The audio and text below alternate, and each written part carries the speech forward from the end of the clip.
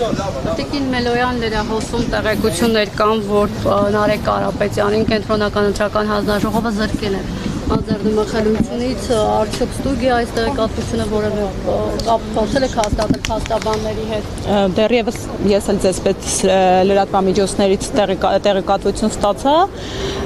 եկեք մի պնդում ինձ թույլ տամ կատարելու, այնինչ այսօր տեղի է այս երկու օրերին տեղի է ունենում, դա իրավունքի հերթական դեֆորմացիան է։ Սա իրավական վակխանալի է, որովհետև մենք ունենք մի շրջան, եթե անգամ վերացարկվենք ընդհանուր նախորդ պրակտիկայից 2021-22 թվական պրակտիկ իրադարձություններ, սահմանադրական դատարանի որոշում եւ այլն, այս կարճ ժամանակահատվածում ունենք մի իրողություն, երբ կրկին նախորդ թիվ շրջանում, երբ սահմանադրական դատարանում քննվում էր ընտրության արդյունքները, այս ազգային ժողովի ընտրությունների հունիսի 7-ի ընտրությունների մասին է խոսքը, կրկին դատախազությունը միջնորդություններ էր ներկայացրել մի շարք պատգամավորության թեկնածուների անձեռնմխելիությունից զրկելու կենտրոնական ընտրական հանձնաժողով։ Կենտրոնական ընտրական հանձնաժողովը հուլիսի 8-ին նիստ է հրավիրել, հուլիսի 8-ի նիստով կայացրել է որոշումներ, որոնց մեջ սևը սպիտակի վրա գրված է, որ հուլիսի 4-ից կենտրոնական ընտրական հանձնաժողովի լիազորությունները չեն տարածվում պատգամավորի թեկնածու չհանդիսացող անձանց վրա։ 3 հուլիսի 21-ին թե Նարեկ Կարապետյանը, թե մնացած բոլոր թեկնածուները մի շարք քաղաքական ուժերի, ովքեր հայտնվել են ազգային ժողովում, իրենք ստացել են պատգամավորի կարգավիճակ։ 3 կենտրոնական ընտրական հանձնաժողովը հերթական նիստ անցկացրեց, որում որոշում կայացրեց մանդատներ տրամադրելու մասին։ Եվ դրա հիմքով նաև արձանագրության հիման վրա վկայականներ են տրամադրվել։ Այսինքն պաշտոնապես երեկվանից հենց նույն ԿՀ-ի կողմից բոլոր թեկնածուները արդեն պատգամավոր են հանդիսանում։ Արդյոք այս պահից չի սկսում գործել սահմանադրության 96-րդ հոդվածը, որը անձեռնմխելիություն է սահմանում պատգամավորի նկատմամբ, իսկ անձեռնմխելիությունը ենթադրում է, որ պատգամավորի նկատմամբ քրեական հետապնդում կարող է հարուցվել բացառապես ազգային ժողովի համաձայնությամբ։ Արդյոք կենտրոնական այստեղ հիմա մի այլ խնդրի, մի այլ իրավիճակի հետ գործ չունենք, երբ երկու պետական մարմինների գործառույթները հատվում են եւ հակասահմանադրական ճանապարհով են հատվում, որովհետեւ այս նույն մեկնաբանությունը հենց ինքը կենտրոնական ընտրական հանձնաժողովն է արել։ Ժողովուրդ ջան, կենտրոնական ընտրական հանձնաժողովը հուլիսի 8-ին ասել է, որ ինքը այլևս գործ չունի անձեռնմխելիության ինստիտուտի հետ, որ ինքը այլևս չի կարող համաձայնություն տալ պատգամավորի թեկնածուին պատգամավորի նկատմամբ քրեական հետապնդում հարուցելու, պատգամավորին ազատազրկելու հարցերով։ Ու ինչա տեղի ունենում, 2 օր նախորդ որոշումը ընդամենը մի քանի օրվա տարբերությամբ որոշում ունենալով նախորդ միջնորդությունները հետ վերադարձնելուց հետո մի շարք պատգամավորի թեկնածուների պարագայում կենտրոնական ընտրական հանձնաժողովը ինչ-որ մի հայտնի հրաշքային իրավիճակում վարույթ է ընդունել։ Հիմա այնտեղ փորձում են իրավական, ես համոզված եմ, անգամ պետք է չէր հրապարակային լինել, լիազորությունների գուժի մեջ մտնելու, լիազորությունները գործելու, արդյոք պատգամավոր է, բայց լիազորությունները գործող պատգամավոր է, թե ոչ։ Նման իրավական, ինչ ասեմ, վակխանալյան հենց այդտեղ է կայանում, որ այլակարգություն, իրավական տարամեկնաբանություն են փորձում իրականացնել, որը բնավ տեղին չէ եւ ակնհայտ է, որ նպատակը միակն է։ Այս շրջանում Նարեկ կներկավարտեմ, նպատակը ակնհայտ է, սա բացառապես քաղաքական քինախնդրություն է, այս գործընթացը բացառապես ու ընդհանրապես իրավական գործընթացի հետ աղերս չունի, ես կրկին ասում եմ, սա իրավունքի դեֆորմացիա է եւ նպատակն է Նարեկ Կարապետյանին ապօրինաբար քաղաքական դրդապատճառներով ազատությունից զրկել, երբ դրա հնարավորությունը այլևս չկա։ Տիկին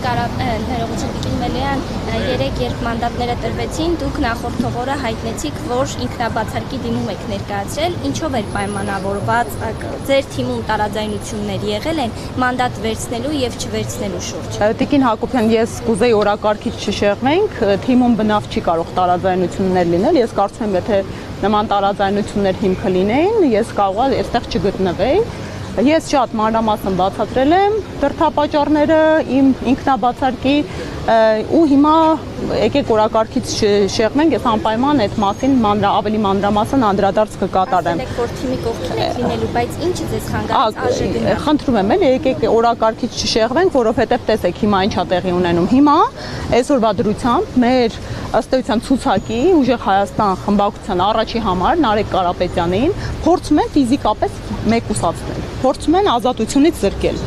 Դրան զուգահեռ երեք տեղի ունեցավ մի իրավական այլ վակխանալիա հայտարարություն իմ մեկ այլ գործընկեր Դավիթ Ղազինյանի հետ կապված, հա, արագացված մինչև այս արձանագրության կազմը գործը ուղարկեցին դատարան կրկին, որպեսզի այդ հենց իրենց գործողությունները ախր եւս վկայում են, որ իրենք գիտակցում են, որ այդ արձանագրության կազմումից հետո, երբ մանդատները բաշխվում են, այլևս իրենք հնարավորություն չունեն ազատությունից զրկել падգամավորներին։ Այս գործողությունները գալիս են փաստելու, որ գիտակցում կա, որ այս ողջ process-ը հակաիրավական է եւ նպատակ կա իմ падգամավոր գործընկերներին ապօրինաբար քաղաքական դրդապատճառներով ազատազրկելու։ Իսկ որն է հեռանկարային պատճառը, որն է դրդապատճառը, արդյոք իշխանությունը ինչ որ ցնցումների մեջ է ընկել այն աննախադեպ իրավիճակից ելնելով, որ Ուժեղ Հայաստանը իդեմ Նարեկ Կարապետյանի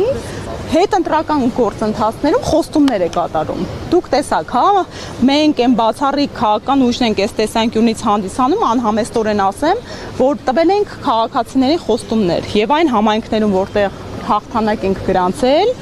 գնում ենք որոշակիորեն տրված խոստումների մեր հնարավորության շրջանակներում կյանքի կոչելու ուղղությամբ։ Եվ քաղաքացիների համար իրապես սա զարմանալի է եւ քաղաքացիները հասկանում են, որ Ուժեղ Հայաստանը ընդամենը մեկօրյա քվեի համար չէ, Ուժեղ Հայաստանը դա տեսլական է, օրակարգ է, նպատակ է ու հեռանկար է։ Դուք մտավախություն ունեք, որ դուք ձեզ էլ կարող էին քրեական հետապնդումների ենթարկել։ Եթե այտենց մտավախություն ունենայի, ընդհանրապես ընդդիմադիր գործունեությամբ չի զբաղվել, որովհետև ես կարծում եմ տարբերություն չկա, հակառակը։ Երբ падգամավոր ես, գոնե մանդատ ունես։ Երբ падգամավոր չես, մի հատ օղակից պաշտպանության ավելի զրկված ես, ավելի խոցելի ես։ Դիմելու են քայլերի ինչ հաջորդականություն է սպասվելու, արդյոք այսօր հնարավոր է, որ Նարեկ Կարապետյանին կալանավորեն։ Կրկին եմ ասում, պատահական նման ձևաչափով խոսույթս չսկսեցի, եթե քննության է ընդունել, երեկվանից այո կարող ենք համոզմունք արտահայտել, որ իրենք այդ ուղով է գնալու են, թե քրեական հետապնդում հարուցելուն են համաձայնություն տալու, թե ցավոք սրտի